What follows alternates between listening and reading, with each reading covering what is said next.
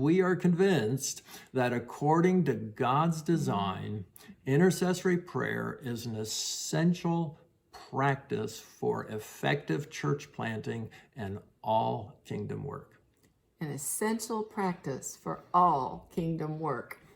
So, what are we actually doing to see this happen? What do we do with our time and our energy and our efforts? We've put it into about 3 categories, and the first one is training in prayer. Training in prayer, guiding prayer, and practicing prayer. Actually doing it. So let's start with the training part. We train ministry teams and churches in God's design for intercessory prayer and how we can practice it in a way that keeps us engaged. We frequently lead what we call prayer journeys.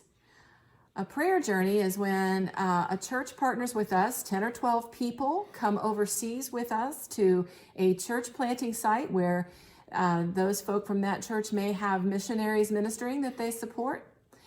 We come to that site, and for about a week, each morning, we gather together and we train on intercessory prayer, what it looks like, what we do, why do we do it, how can we do it creatively and stay engaged. And then we go to a ministry site and hear from the leader there and ask him, what are you doing? How are you doing it? What are your joys? What are the difficulties? How can we pray?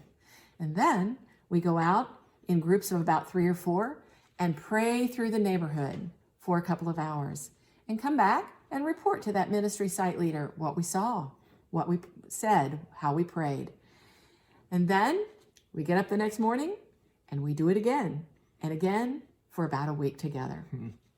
Our intercessory prayer workshop is another option. In this case, we come to a church where we spend a full day, in teaching and training about intercessory prayer, about the why and the how, and how to keep engaged in creative ways in praying. So training in prayer and then guiding prayer. What in the world is guiding prayer? We regularly guide prayer retreats for ministry teams, retreats that last a few hours or a few days. Again, practicing prayer in ways that get as many of our senses as possible engaged in the effort. So in order that the praying time remains alive and vital. The third element is practicing, the doing part. And a part of what we do is at request of our director that we are on site for major ministry events, praying in the background during the time of the event.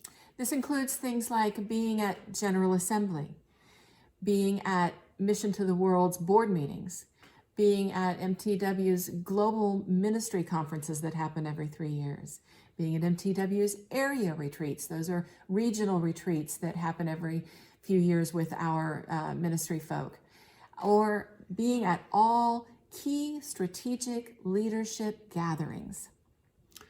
So we realize that there is no way that the two of us can accomplish this for a whole organization and carry this. We're not going to be around forever being able to do this. And so we're learning ways and discovering ways and asking God to raise up people we can identify and mentor and train and encourage, who are going to carry this work forward and to let it grow around the globe for all kinds of different ministries and places, so that they would understand, that all of us would understand, that intercessory prayer is an essential part for the advancement of Christ's kingdom.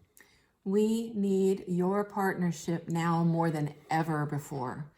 Our ministry has expanded. We need additional partners. And we are so thankful for ones like you who have been so faithful to us over so many years. So here are some of the ways that you could be praying for us. Pray for stamina. Pray for strength for this new global ministry that we're doing, traveling all the time, all across the world. Have we mentioned that we're not getting any younger? We're asking that you pray for open and receptive hearts to rethinking how we engage in ministry, from church planting to strategic planning, or rather from strategic planning to church planting, so that prayer is actually is informing and guiding everything that we do. And pray that the Lord would enable us to identify and mentor others to share in this ministry with us, to become the leaders of this ministry for those days that are coming when we're not going to be doing it anymore. Thank you for sharing this time with us.